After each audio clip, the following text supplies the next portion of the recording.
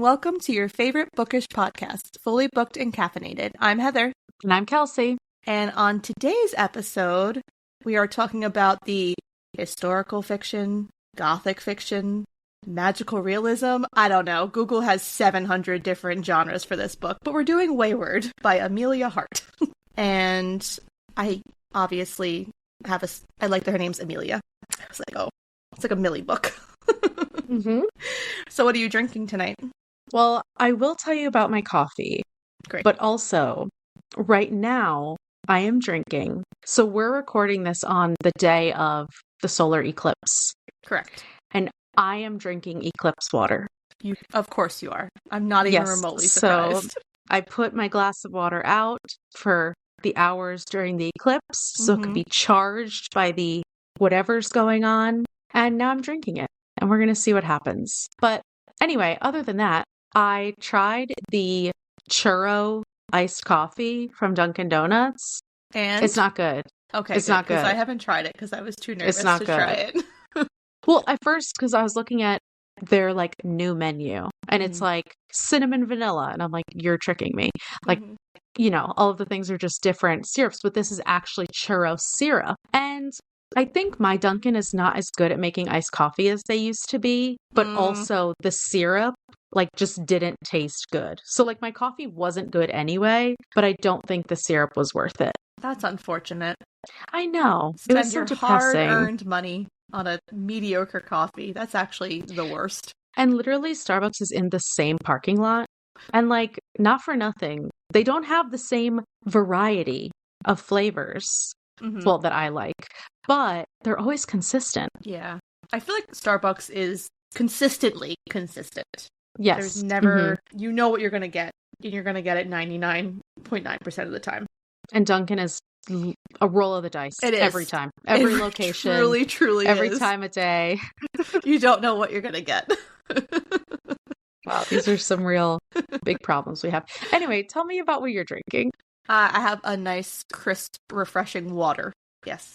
Okay. That is what I have for this episode. But I did get Dunkin' this morning. I got a blueberry caramel coffee. Blueberry caramel? Yeah, so I did the blueberry shots and the caramel syrup. I've never had blueberry caramel. That sounds good. That was what I used to always get before the blueberry cobbler one came out with the butter pecan. Okay. They taste very similar. They're not very different, but there is like a different taste, but it's really good. Okay. All right. Yeah. I'll try it out. Yeah. I'll give my Dunkin' another chance. Try. You can give it a shot. You know, who knows? You never know. So, Emilia Hart is a British-American novelist, originally from Sydney, and she now lives in London. She studied English literature and law at the University of South Wales before working as a lawyer in Sydney and London. Never would have guessed. Never would have guessed that she was a lawyer. Flex. Yeah. You know, because of course this is her debut novel, because we tend to read debut novels of all these female authors. Well, because this was a book of the month. This was a book of the month last year. I feel like they do a lot of debut authors, right? They do. And also, this was one of the finalists too for like best book of the month for last year. So I got it this year, but it was one of the finalists. Okay. She is a graduate of Curtis Brown Creative's 3-month online novel writing course. Whatever that is. That sounds like fun. And sounds easier than law school. Yeah, I know, right? And she was highly commended in the 2021 Caledonia Novel Award. So I don't think she won an award, but she was up there. Like she was close. She has short fiction, which has been published in Australia and the UK, and Weyward is her debut novel. What was interesting was I was on Goodreads today, and she actually has a second novel coming out in January of 2025, and it's called The Sirens, and it's also going to be told in a dual timeline. Is it about mermaids? It might be, because it is another magical realism, but instead of nature, it's the sea. Oh, I might like that better because I'm definitely going to read it. So, because I did really enjoy this one, so I would definitely be interested in that. But yeah, it comes out, which odds are because she was a finalist, it's probably going to be a book of the month early next year. Yeah, I guarantee you it's going to be book of the month. I would be surprised if it's not, but I'm pretty sure that it will be. At the very least, it'll be available from Book of the Month, I'm sure. Yes, exactly. But yeah, that's it. She's a new author, so I always feel like the new authors, there's so minimal about them on the internet, which I guess is good for them. Yeah, yeah. But yes, so she's a lawyer, which blew my mind. I really was not expecting that when I was reading her bio. I was like, okay. No, especially, and I know we'll obviously talk about her writing style, but I don't know. It just wasn't giving me lawyer vibes. It was not giving me lawyer vibes either. And that's not a bad thing. It just no, it's wasn't. not. I don't know. But no, I definitely didn't get those vibes. So the Goodreads description, as per usual, it begins. I am a wayward and wild inside. 2019. Under cover of darkness, Kate flees London for ramshackle Weyward cottage inherited from a great aunt she barely remembers.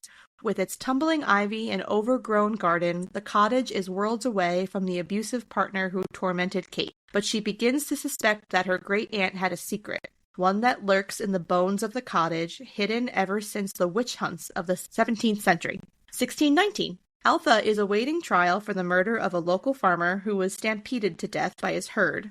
Brutal, by the way. As a girl, Altha's mother taught her their magic, a kind not rooted in spell casting, but in a deep knowledge of the natural world. But unusual women have always been deemed dangerous, and as the evidence for witchcraft is set out against Altha, she knows it will take all of her powers to maintain her freedom.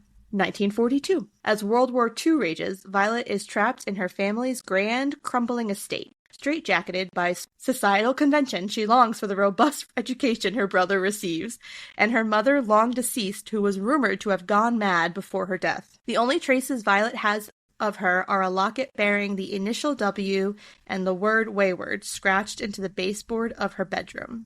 Weaving together the stories of three extraordinary women across 5 centuries, Emilia Hart's Weyward is an enthralling novel of female resilience and the transformative power of the natural world. Okay. That's a lot. You really don't see triple timelines very often. Mm-mm. And I was a little nervous that it was going to be hard to follow, but I didn't think it was. No, I actually think it was very well intertwined and put together. And I liked that it was kind of the same consistency where the first chapter would be like Altha, whatever her name is, and then Violet, and then Kate, and it would continue like in that cycle. You would very rarely get like a double chapter. It was always a different POV each chapter. So that was actually pretty interesting. I did enjoy that. But yeah, so this novel is told from 3 different point of views, and it's in not even like dual timelines, it's in like triple timelines. Yeah. There's so many timelines.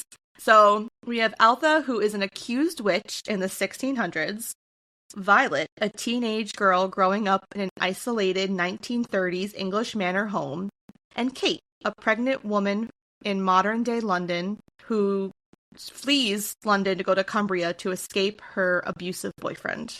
There's a lot of abuse in this book.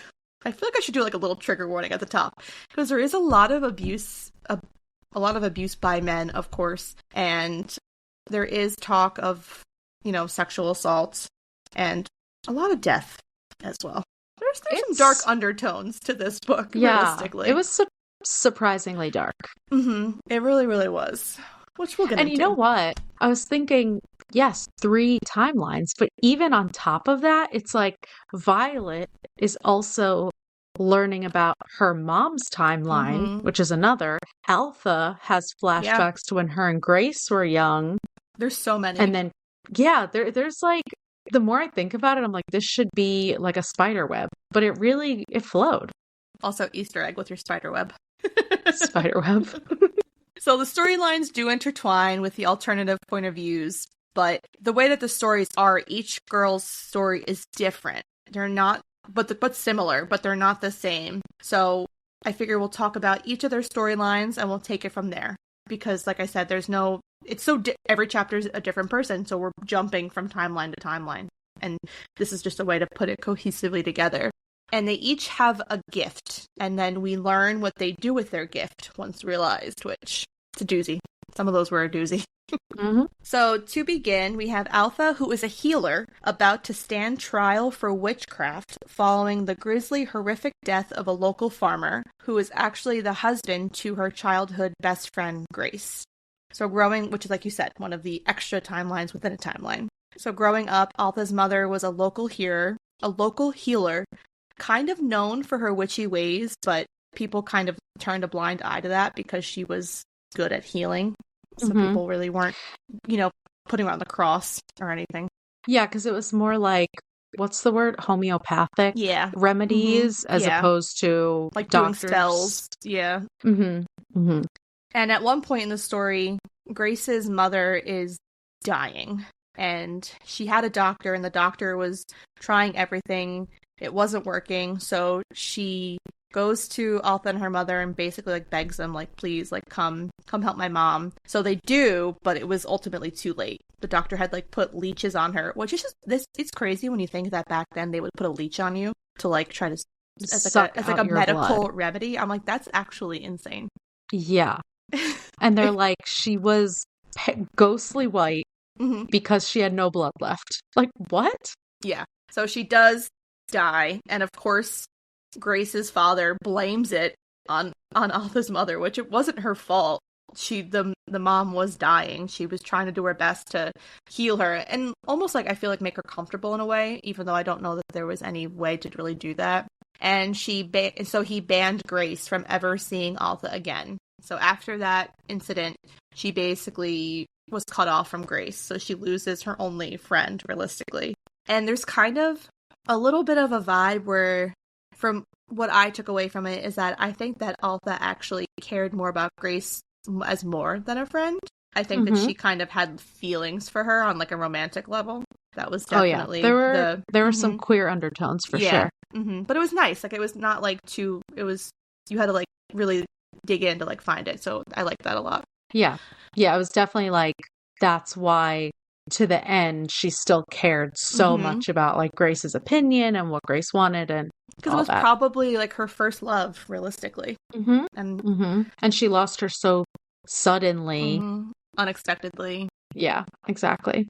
Years down the line, Grace was married off to John Milburn, who was the man stampeded by his cows.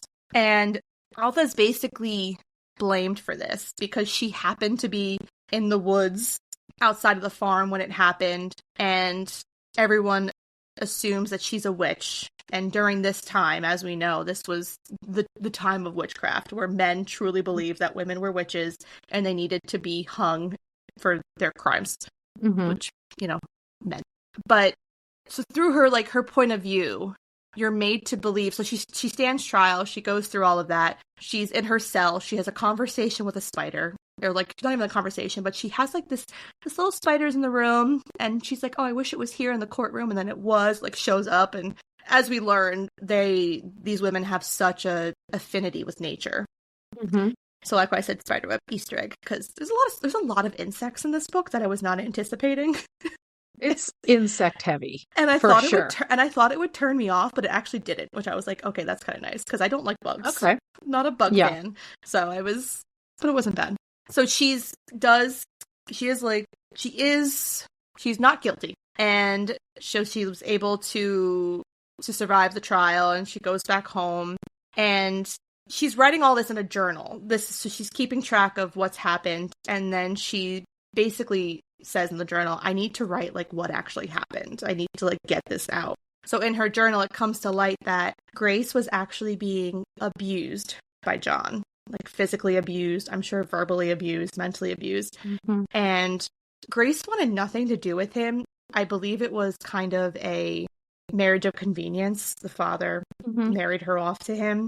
She would keep getting pregnant, and either she would lose the baby or she would figure out a way to stop the pregnancy. And she ends up being pregnant again. And she goes to Alpha for help because she wants to help to terminate the pregnancy. And Alpha is like unsure about it at first, but then she's like, I don't even know if I can do that. But she goes through her mom's book and she finds the tansy petal tea recipe, and she does it for Grace because, like we said, she like truly cares about her, and she definitely wants to help her in any way that she can, especially since she lost all that time with her. This is kind of a way, it's like a weird way of her like reconnecting with Grace, but she does. I think it's also, it speaks to Alta is kind of immature because she hasn't had a lot of friends and a lot of like worldly experiences. And she's very easily convinced / manipulated by Grace, because Grace doesn't just say like, I want to terminate this pregnancy. She says, she kind of leads her to believe that it's better for everyone.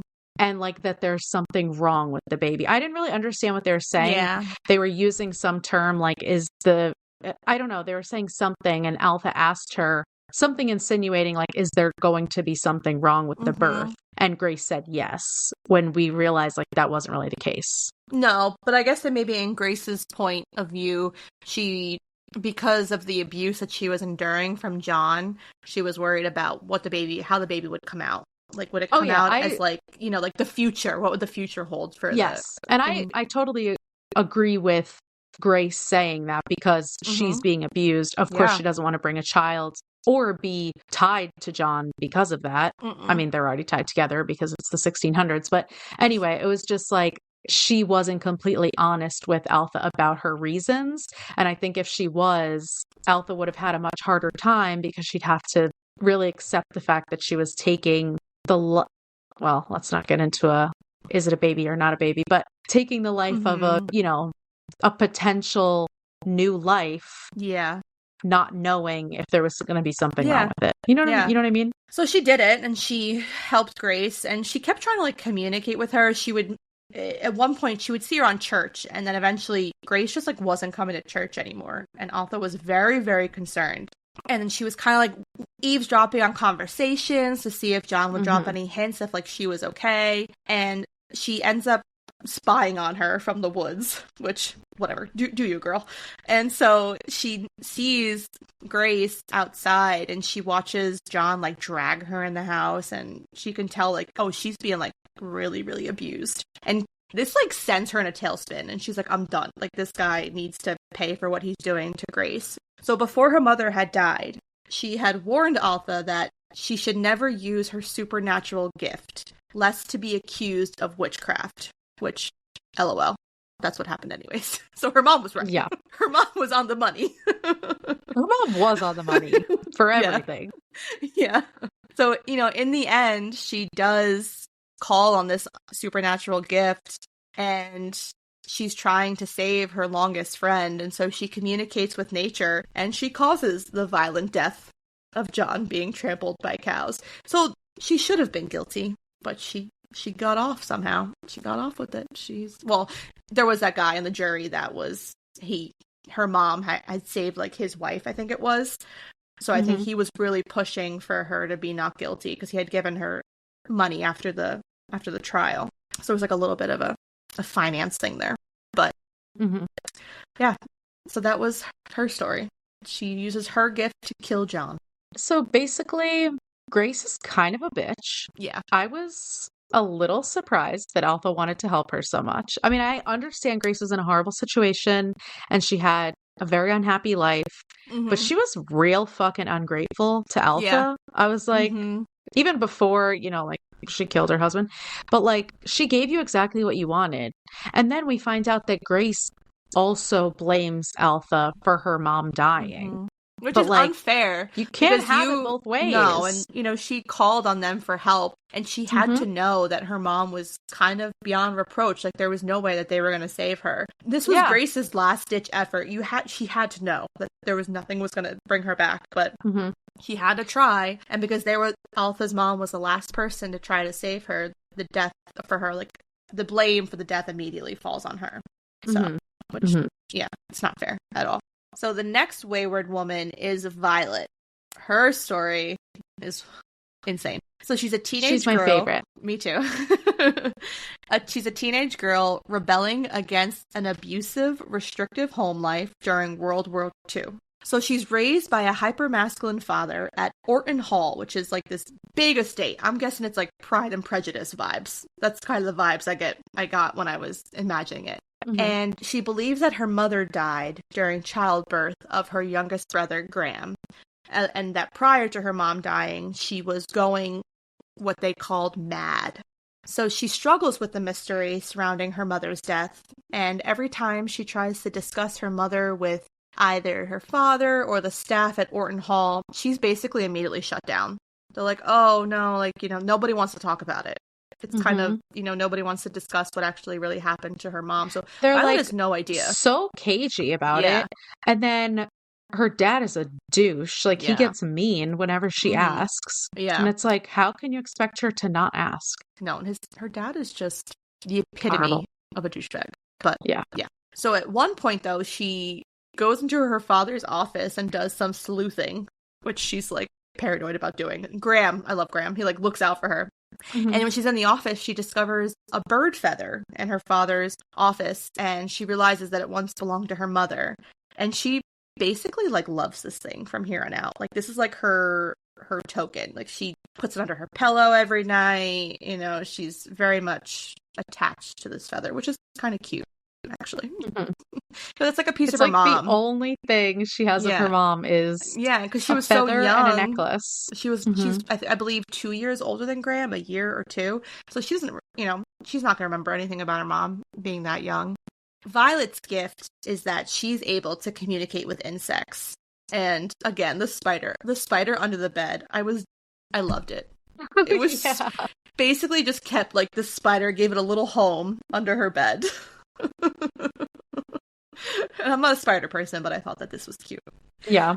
But she has like a familial relationship with insects and nature, and she wants to become a biologist one day. But, she's held back by that stigma of being a woman in the 1930s, that she's not supposed to want to be a scientist or want to work. She should want to be a mom and like a housewife. She shouldn't want to. She shouldn't even want to be outside. Like everyone's like, why do you want to be getting dirty and climbing trees? And like, she's a kid. Yeah, and her dad is more or less sheltering her from the outside world because he's afraid that his daughter's going to turn out like, her mother. So, which I'm not going to get into it because it's not like a big part of the story, but the way that her parents like met and got together, like it was just like instant marriage.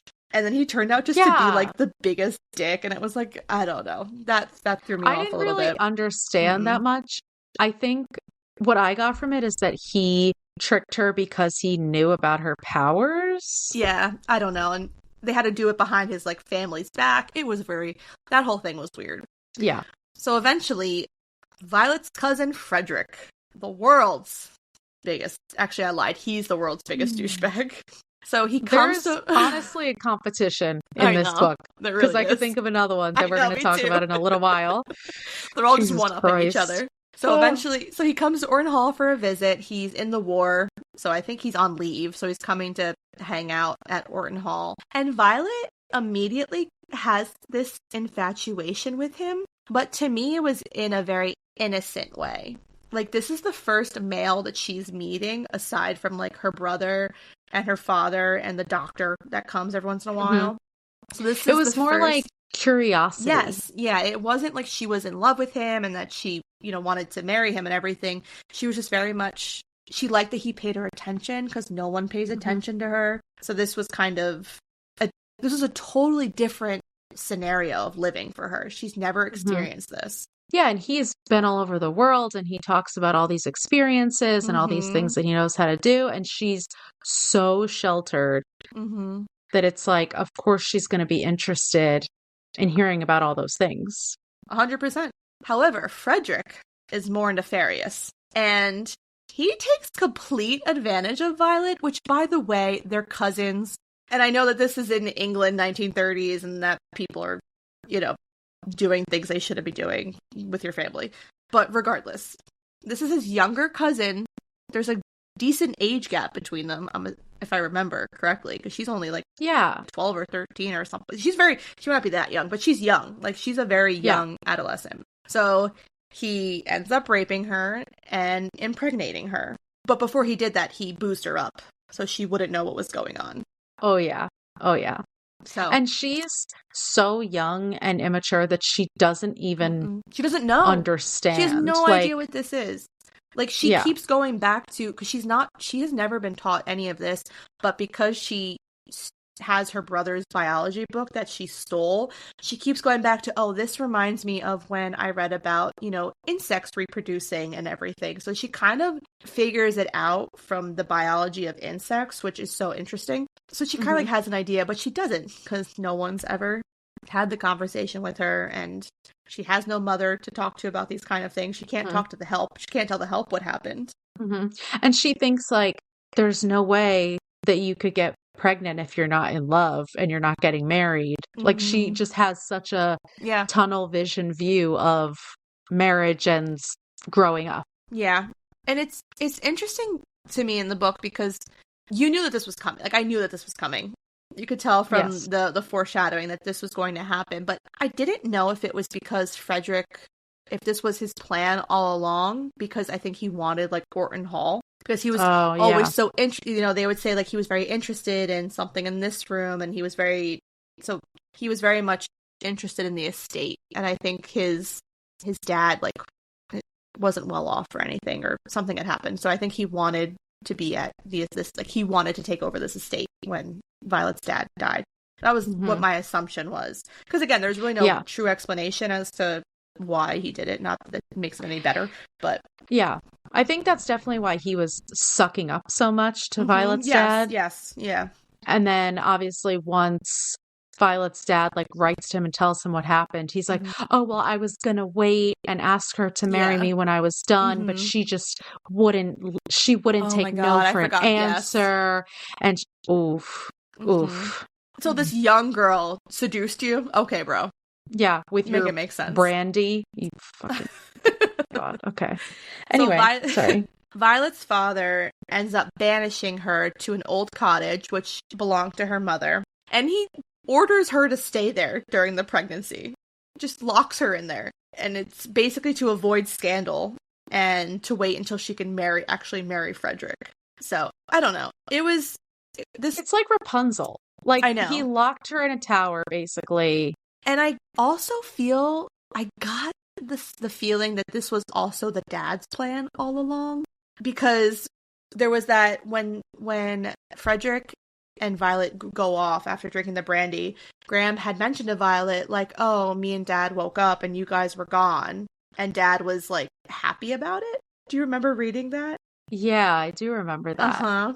I couldn't tell if it was because he was oh, at least someone, because his concern was that no one would want to marry Violet because she was not normal, in quotes, because she liked fucking bugs and being outside. So I didn't know if it was because he was okay, at least someone is going to be interested in her and maybe they'll marry when they're ready. That's a good point. Yeah. Or if it was, but he was such an asshole that it probably was more nefarious than that. I know. It was... Yeah. He was never going to let her leave and live a happy life, ever. No, absolutely not. Violet has no interest in being a mother this young, and she doesn't want a husband. This isn't what she wants. She wants to be a biologist. Especially not her rapist cousin. No, exactly. And as she's exploring the cottage, she ends up coming across these letters from her dead mom to her mother, because her mother had lived at the cottage. Again, we're here's another timeline within a timeline. And she realizes that she's part of a family legacy of really strong women, and that she can control her own fate. She ends up discovering the recipe for the tansy petal tea, which again, it's crazy that she figured this out too at a young age. She figured out that this would help her abort her child. So this is what would solve all her problems. How are you? I mean, she is very smart, obviously. You learn that very early on. That nature part. Yeah. She just, once it comes to nature, it's it just clicks for her. Because it wasn't just the insects, it was plants and stuff too. It was all of nature. So she ends up having the tea, which here is one of the first intertwinings of the different timelines, because this is what Altha did for Grace. So it's there's something from each thing that intertwines them all together. And she does succeed in losing the child, and her brother Graham comes running to the cottage, and he doesn't agree with her father's choices. Graham is one of the very few good men in this book. And Violet she had just lost the baby. Everything had come out, and so she can't look at it and she can't get rid of it. And Graham again, this young boy is like, I'll take care of it. So he's Mhm. traumatizing himself, and he Mhm. takes the the fetus and he buries in the backyard. Mhm. And honestly, if we didn't have the more recent POV, I thought Violet was dead. I thought this girl was bleeding out. I Yeah, I mean, know. this Yeah, I can't sounded even imagine bad. going through that to go through that by yourself that young. And it's not like anyone was helping her, giving her medical attention. She had no idea what was going on. She barely understood her period. Exactly. She was like, "Oh, I get like this thing every month." And not for nothing, even though Graham was panicking a little bit, like he was very good in a crisis. He was very, very good in a crisis. And then, of course, how this all happens, he's like, well, and I believe that Graham came running because he was like, oh, the dad's coming with the doctor. Like, we have to, like, fix everything, get yourself composed. And so when the doctor shows up with her dad, he's like, did you do anything to make yourself lose the baby? And Violet's like, oh, no, like, it just happened. Like, I don't know. And so, the dad knows. Like, the dad knows that she did it. Yeah. So, of course, she's steadfast in that I'm not leaving this cottage. Like, this is where I belong. Because I feel like as each woman goes there, they just get stronger in the feeling, and they realize that this was meant to be their home because it's just been passed down through the lineage. Well, and also because the dad's options were, you still can't come back in my house because of what you've done, so I'm going to send you away to boarding school. Yep.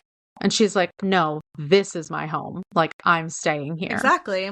Again, young age, and she's putting her foot down to her mean father. Mm-hmm. And so she gets disowned. And then Graham gets disowned because he's on his sister's side, which I loved that as well. Mm-hmm. Mm-hmm. And so she makes a life for herself at Weyward Cottage. And she has a very long, I would think, happy and healthy life. Definitely a fulfilling life, for sure. Because she studied all the things she wanted to study. Mm-hmm.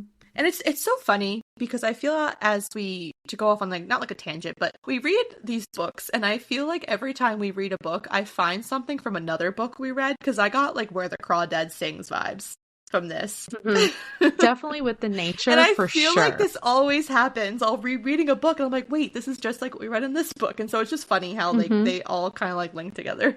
But yeah, I definitely got with the nature vibes and wanting to be like a scientist and with the bugs and everything.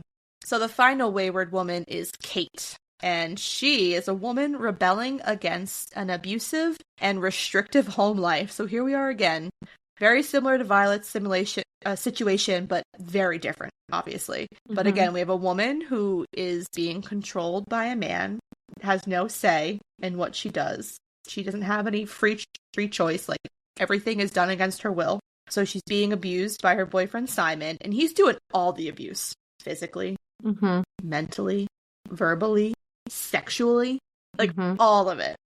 See, I had some issues with this because even though it was like 6 years in or something, so it made more sense that his abuse was like outright and obvious, I felt like it was written in like a too obvious way with the abuse.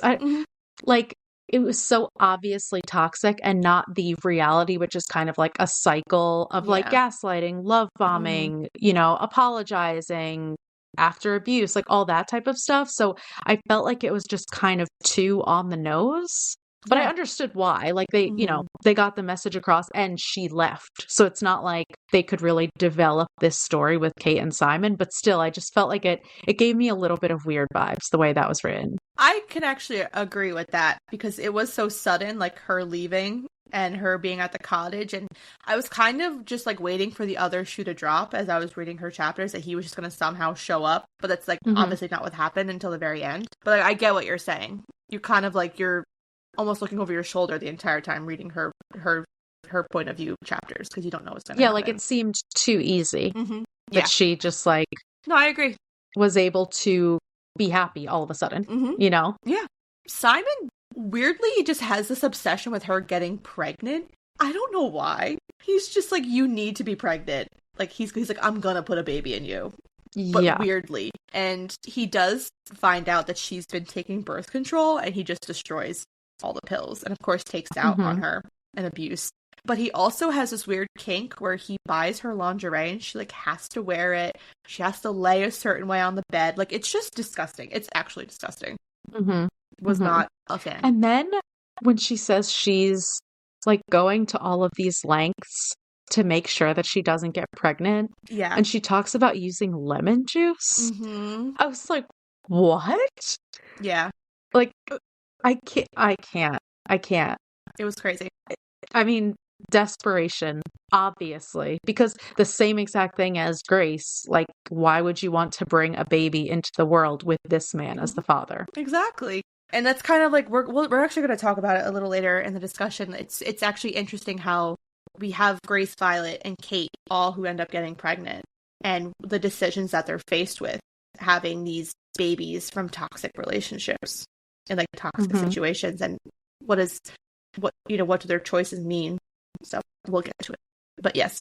So this whole situation causes her to flee to Cumbria, to the cottage that she actually inherited from her great aunt Violet, because she's basically the only living relative now of Violet. And at the cottage, we have the same situation as Violet. She uncovers the family secrets, and this helped her to understand the great aunt she barely knew. And as she continues her stay there throughout her pregnancy, she like embodies her great aunt Violet. Like, she's like becoming Violet in a really like sincere, adorable way. She's like, oh, I wear like her tunic and like everything, and everything's green now, and it's just like she's becoming Violet. Like her own version of Violet. Exactly, because she had lost her identity because she was wearing clothes that Simon made her wear, and they made her uncomfortable, but that's just what she did. And then she just slowly starts like, oh, then I, threw on her pants and then her tunic. And then before you know it, she's wearing like a glittery cape around the house. Yeah. Which I love. Yeah, because, there's like some minor characters in her timeline.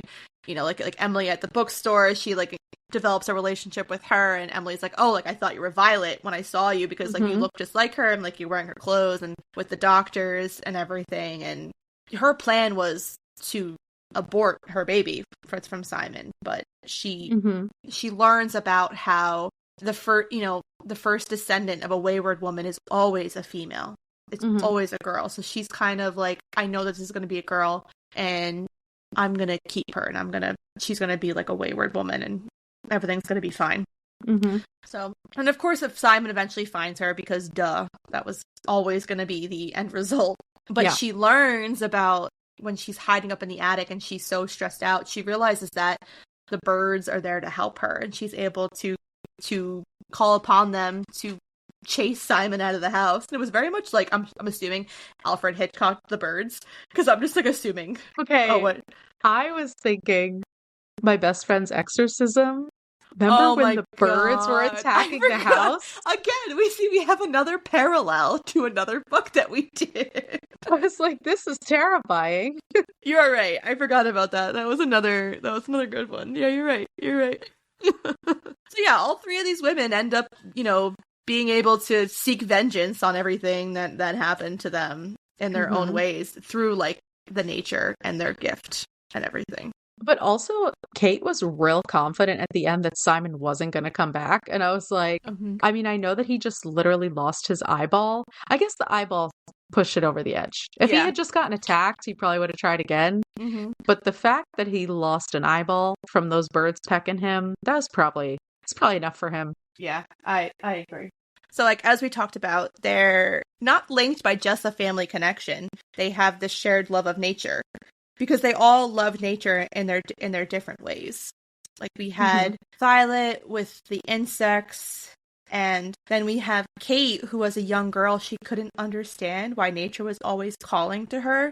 And at one point in her youth, she does end up, it's not her fault, it's really not her fault, but her dad ends up being murdered trying to save her, because she feels something pulling her back to, like, when they're crossing the road, she feels something pulling her back to where they were. And so she turns to go, and there's a car coming, and so her dad pushes her out of the way to save her life, and he ends up dying. Which she definitely feels a lot of guilt about that. You can tell. Yeah, and it obviously affects her relationship with her mom, and she says, like, I'm never gonna... Basically, she stifles her connection with nature because she associates the nature with her not being present and not paying attention, and that's why her dad died. Yeah. But it wasn't a big part of the book, but I really did like the interactions between Kate and her mom. Me too. Because another like minor thing, a minor character in her storyline. And especially when Kate's mom knew all along that Simon had been abusive. And it just shows how like these abusive relationships don't just affect the people involved. No. It affects everyone. No. And then the mom felt so much guilt, and they were finally able to, first of all, Kate got the freedom from the guilt about her dad, and she was out of that toxic relationship. So they were actually able to have a relationship.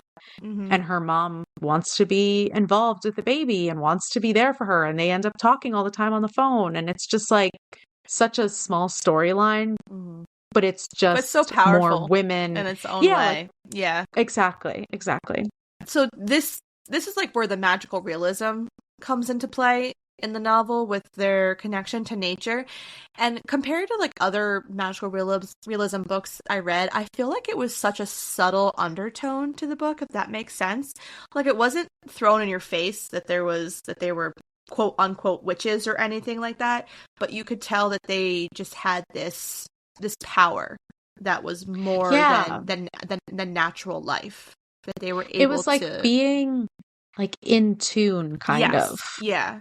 Because like even with the crow, when Altha like communicated to the crow and the crow went and caused the stampede of the cows, Altha wasn't making the crow do that, but they had like this telepathic connection where the crow was like, okay, like that's what you want, I got you, hold on, and like went and took care of it.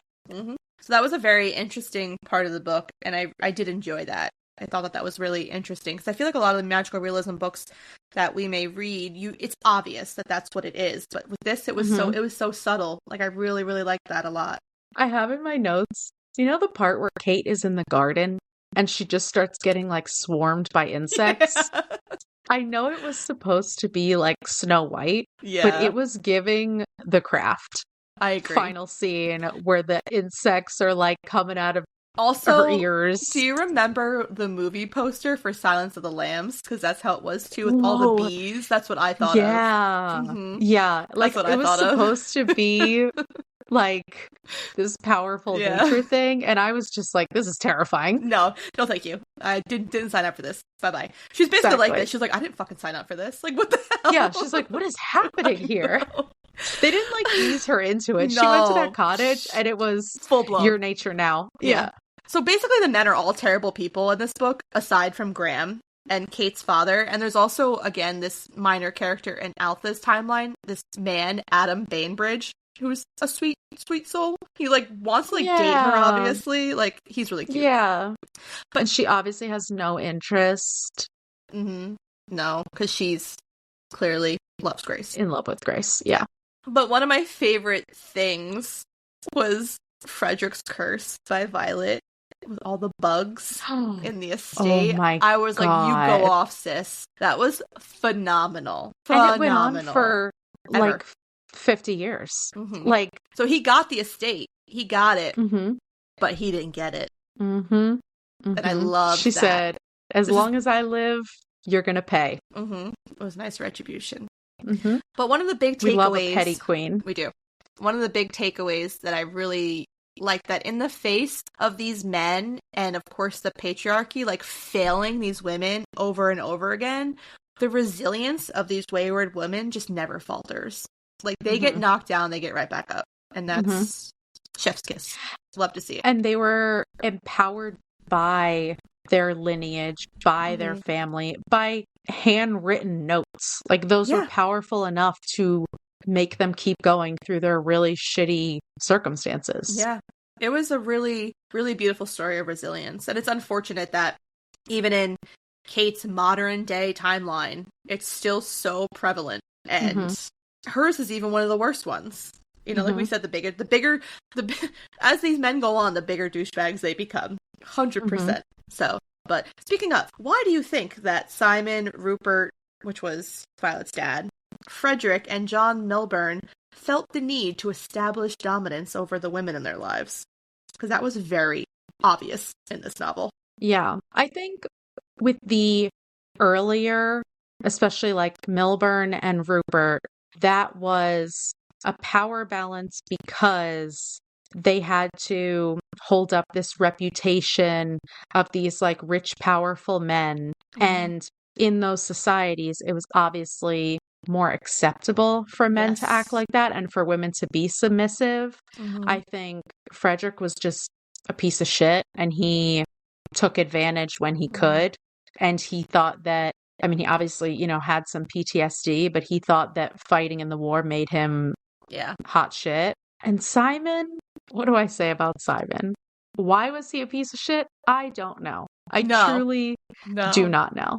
He was just a total sociopath. Like, he was just... Because, you know, the beginning of their relationship, he wooed her. And, like, it was one of those... Oh, he love-bombed her, for sure. Yeah.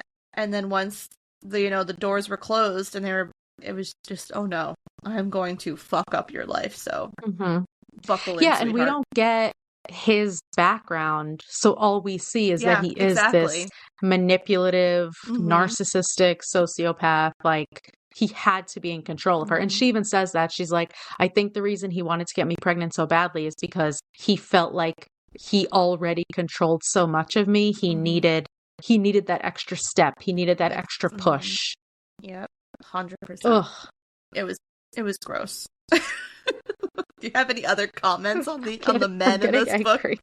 In the patriarchy? Yeah, I have a lot of comments. But that's all for now. So like I said before, with Kate and Violet and Grace and their pregnancies, which were a product, all three of them, of toxic relationships, do you think that Kate's decision to keep her baby was affected by what she learned about the earlier Weyward women? Oh, yeah. I mean, to be honest, I wasn't surprised because it made sense with the book. But if I was in her shoes and I was having a baby with Simon's genes in it, I think I would struggle a lot more with keeping it. Yes. But the fact that she saw all these women who were raised without men in their lives or without fathers or, you know, without that male figure, and they were just raised by strong women to be strong women, and they had this like inner power. You know what I mean? Like, which is actually interesting when you think about it, because Violet didn't have that. She was raised by jackass father, and and she came out, I would say, the strongest out of the three, to be totally transparent. I think that her story was the most perseverance and the best outcome. I think she was the most sure of herself and who she wanted to be, whereas Kate didn't really have that sense of self. And I think that her having the baby all melded into her new self. You know what I'm saying? Like, Violet knew, this is what I want to do, and this baby is going to stop that from happening. Whereas Kate didn't know where she was going from there. And she's like, okay, this is the path that I'm going to choose. Yeah. And then that's going to shape my future. Yeah. And I think once she decided on that path, she just kind of had this immediate connection with you know, the baby in her womb. Like, it was just, it flipped a switch when she decided what she was going to do. Because before that, she was very much like, I can't have Simon's baby. Like, I don't want to have anything to do with him, and this will keep me attached to him in a way that I have no desire to be. So exactly. And it almost makes her stronger to make the decision to keep it. Yes, because it was her decision in spite of that. And then she just goes full on nature girly, and she's making like a mobile. Is it mobile? Yeah. Out of like, or mobile. Twigs and mobile. Yeah. Out of like twigs and branches and stuff. I was like, this little kid is going to be running around in the mud. They're going to be naked the day they're born. 24/7. Yep. Not wearing any clothes. Not a stitch of clothing.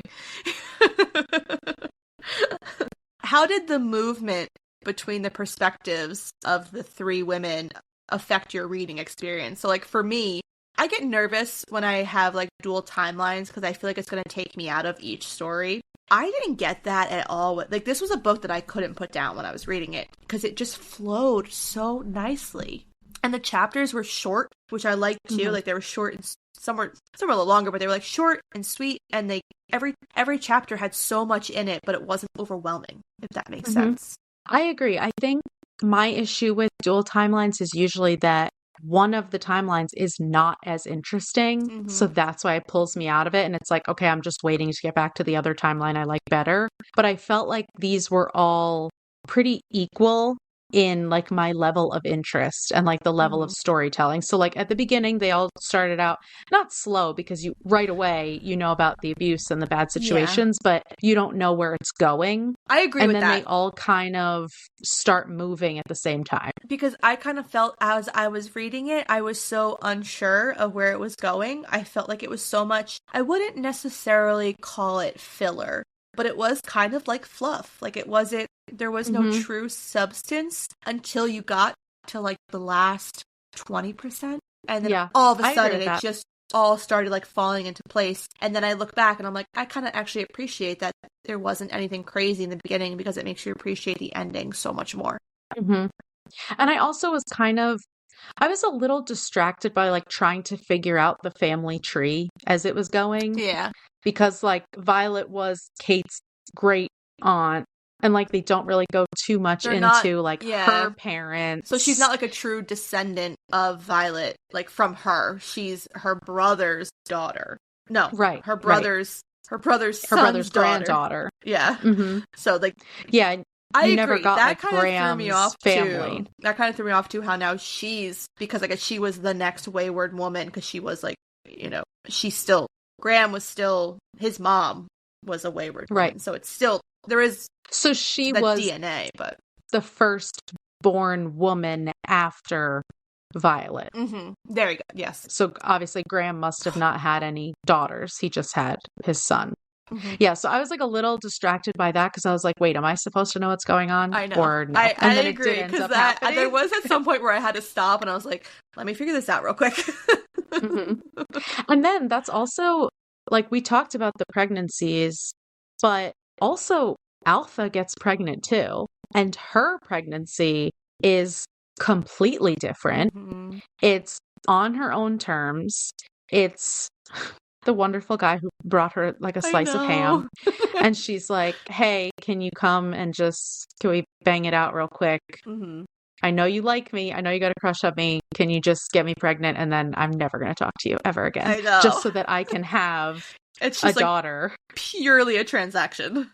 Yeah. It was basically a sperm donor. And she was like, great. Thank you so much. But it was like, it just shows there was all these different pregnancies and it affected each woman differently because they each had to make their own decision. Yeah. You know? I know you had already said this, so I know your answer, but did you connect with one character more than the other? Violet. Yes, I loved Violet. She was my favorite Violet. Too. She was definitely my favorite. And not because like I relate to her on bugs and climbing trees, but because she was just so determined and it was so unfair, her family life, and that she didn't know where she came from, that she was just like begging for any little inkling about her mother. And she had it so shitty as a child, because she's really the only one that we get like as a child. We get Alpha as a child, but not like in a bad way. Not as in depth, I think, as Violet. Yeah. So she was just, you see how she was dealt such a shitty hand, like from the very beginning. And then she still ends up doing everything that she set out to do. I know, and you still even know how successful she was without even having a POV from older Violet. Because you could just tell from what Kate discovers about her and, learning she from like wrote some the books. Bookstore. Yeah, and everything. So she is able to see what her great aunt achieved in the face of horrid life. And one of the questions that I had found was, what do the parallels in their stories say about the female experience and or the degree to which society's treatment of women has evolved? And that's kind of like what you were saying. Violet wanted to be a scientist, like she wanted to be a biologist. And in that time, that wasn't allowed. So thankfully, we've evolved in that way, that women can be more than just a housewife or a mom, that they can choose their own path. We're still not there 100% with pay differentials and how women are still treated in the workforce and everything. So We're not there 100%, but it has evolved, I will say. Mm-hmm. And it's not so unheard of for successful women to in these fields that used to be only men. Mm-hmm. And even though people, you know, if you say a CEO, most people are going to assume, oh, he, but like, mm-hmm. but it's not the case. Like, there are more women in these leadership roles, and there are women who choose to be housewives also, but it's their choice. Yes, exactly. Whereas I feel like in her era of life, it wasn't a choice. It was thrusted upon her. It was made for her by a male figure. Mm-hmm. And the only thing that her dad was concerned about was, how am I going to rein her in or portray her in a way that someone is going to marry her and take her off my hands? Yep. Insanity. I fucking hate that guy. Well, which male do I hate the worst? I don't know. I can't pick. I know. I can't pick. So I thought this question was fun because you're a witchy woman. So it was kind of this. It goes, in what ways does this novel nudge at the idea of a woman returning to her natural, most free state of being? What does it mean to you to utilize the gift of your inner wild as you sip on your eclipse water? Well, it's a little hard because I don't necessarily identify with the insect part. I know. That's not exactly, my familiar would not be a crow or insects, because birds also terrify me. But just this is especially with Violet, just being outside and exploring, and as she's walking with Frederick, she like can't even pay attention to what he's saying because she's like, oh, but look at this bug that just landed on my hand, and look at how the sun, he's not even commenting on the sunset. And it's like all about being present, especially in nature, because when you like stop to look around and see how fucking amazing and beautiful and just like how crazy it is that we're just like beings on Earth and gravity is somehow holding us here, and we can see the sun in the sky and the moon going across it in a solar eclipse. Like, it's fucking mind-blowing. It is. And not only did they appreciate that, but they were able to wield it as their power. You know what I mean? Like, to enhance their power, to enhance like their being in tune with themselves and everything around them. I think that's one of my favorite tropes of like a magical realism, is pulling from nature, because I feel like that's just the most natural way and the most authentic. But yeah, that's my goal too as a mom is I really want to raise my daughter in like nature, because I feel every kid is a tablet kid now, and it's just everything is so based on social media and electronics. And I remember, as I'm sure you do too, when we were a kid, like I would just run outside on my bike and just ride my bike for hours, and I would always be outside, whereas now you just don't see that as much anymore. And that was my favorite thing about growing up. In the middle of the woods. I mean, not always up to good stuff when I was a teenager, but it's so true. It's like even when you go to a concert and everyone around you is like filming the concert on their phone, instead of just enjoying it and living in the moment. Yeah. Like, would you rather rewatch those videos on your phone or remember seeing it through your own eyes? Yeah. Or like fucking fireworks. No one wants to see your fireworks videos. Oh, I know. Like, just watch the fireworks. You know what I mean? Yeah. It's like, unfortunately, in our generation, electronics are kind of ruining everything. They're good in some ways, but they're also... It's a double-edged sword. It is. And it really is. I've always felt that way, and I feel like, especially now with like AI and all this stuff, like it's kind of getting out of control, and it's growing faster than we can keep up with it. Oh yeah. Yeah. And that's scary. Terrifying. Absolutely terrifying. But wow. I feel great. Was there anything else that I didn't touch on that you had wanted to discuss? No, I think we covered it all. Right. I have some thoughts, but I'll save them for my rating. Sounds good. So the rating for this novel is crow feathers, because that just I love it. It seemed accurate. So I did rate this 4.5 out of 5 crow feathers. I really, really enjoyed it. It really enraptured me. I loved the writing style. I love a short chapter. I really do. I love a short chapter. Mhm. And I just thought that the beauty of the novel, she did such a great job of portraying nature and the connection to nature. And like you said, especially with Violet, how she was so much more present in nature than she actually was with humans. Like Mhm. it was, and the way that she wrote it was, you didn't think that Violet was like weird. Like it was just very, it felt Yeah. natural. You know what I Yeah, I agree mean? with that. And I just really, really liked it. And I very much think she'll be an auto buy for me, especially if I like her second book, because it was really, really good for her. Again, for her debut novel. Like, this is Mhm. good for a debut novel. It's a good story. It's interesting. I don't know how people could be so creative, but it was good. Three timelines? Get out of here. Exactly. I can't Yeah. think of all that. But she was pretty on par with the men. She just made them gradually worse, which Oh, fair. yeah.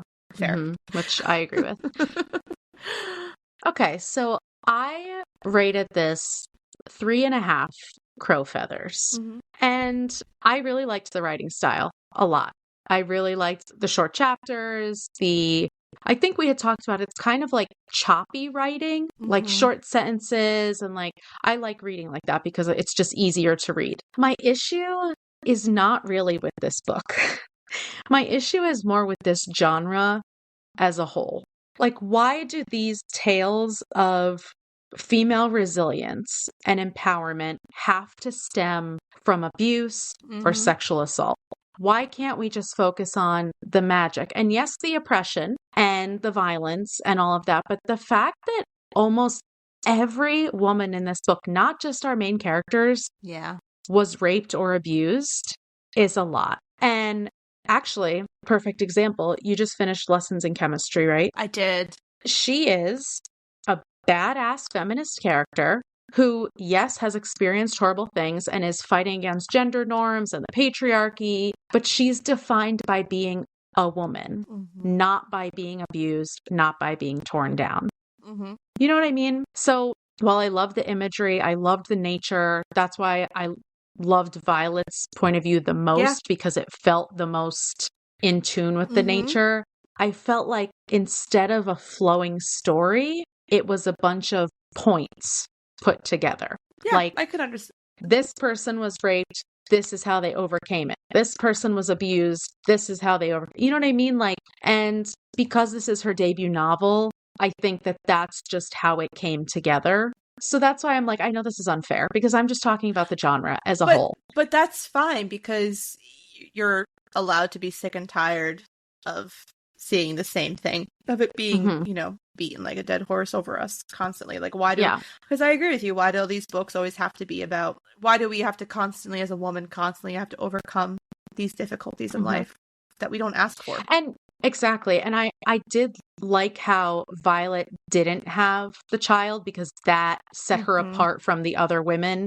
And so it did have a little bit of dimension like that. But it was like at least one of these characters could have just been a badass, Mhm. I you agree. know? I agree. But all that being said, I'm definitely going to read her next one, especially if it's 100%. like Yeah. Under the Sea. When That you sounds good. After we finish, go on Goodreads and look it up because it has like a whole description Okay. about it. And I love anything to do with water. Water is my like nature. Water is my nature. Like that's my favorite. Hmm. So the sea and the Terrifying, ocean. but okay. I know. Oh, trust me, I can't think about what's down there, but I love it. I love it.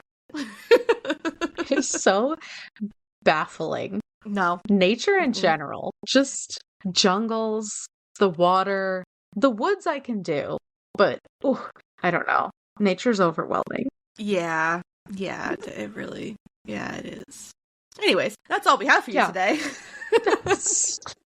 Would it have been an episode if I didn't find a way to end on a rant?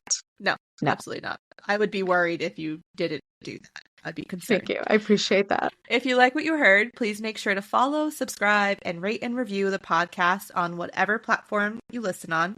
If you have any book recommendations or questions for us, you can email us at fullybookedcalfpod@gmail.com. Also, be sure to follow us on TikTok and Instagram at fullybookedcalfpod to see our upcoming reads. Thanks for checking us out, and remember, If you need us, we're fully booked. bye!